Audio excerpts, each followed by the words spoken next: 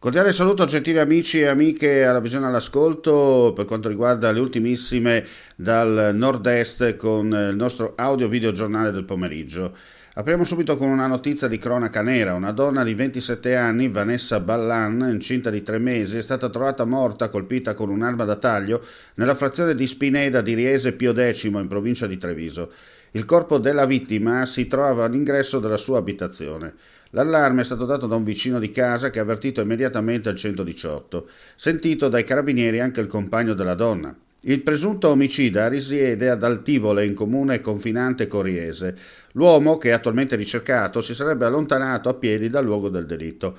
La coppia ha un figlio di 4 anni, la cui presenza al momento del delitto non è stata accertata e risiedeva da anni nella piccola frazione del paese della provincia di Treviso. Si tratta di un piccolo quartiere residenziale con case bifamiliari e un negozio di parrucchiera che la vittima frequentava.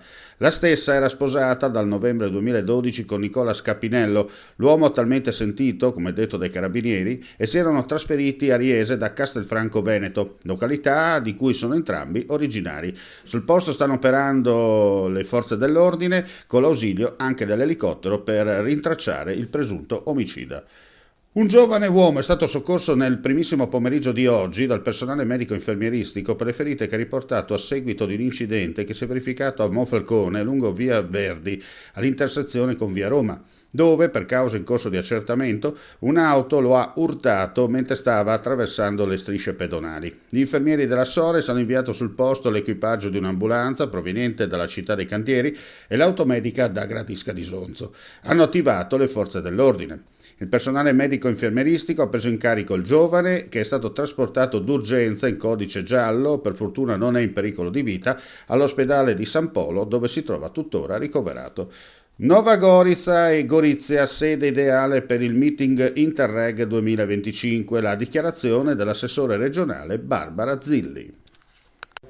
Assessore Zilli, oggi in Regione un evento di alto livello per candidare Gorizia e ospitare l'evento annuale dell'Interreg 2025. Sì, abbiamo avuto modo di confrontarci con il rappresentante della Commissione Tokarski, che è venuto appunto qui oggi per ragionare insieme a noi sulle possibilità di candidare appunto il nostro territorio e Gorizia in particolare, che insieme a Nova Gorizia è capitale europea della cultura, per questo annuale evento dell'Interreg. Per noi sarebbe un grande motivo di orgoglio, oltre che una vera e concreta dimostrazione di come le politiche di cooperazione funzionano in un territorio come il nostro, che ha fatto degli ostacoli legati ai confini delle opportunità di crescita, della sua storia difficile un'occasione di riscatto, e credo che questa capitale europea Nova Gorizia lo dimostri in pieno, e quindi tutte le occasioni istituzionali che possiamo abbinare per far conoscere il grande pregio di questo territorio per noi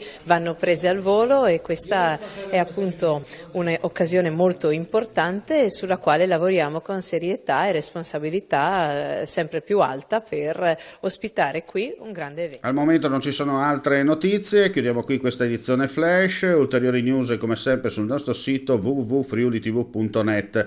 Grazie per la visione e l'ascolto, non resta che augurare a tutti voi un buon proseguimento di giornata.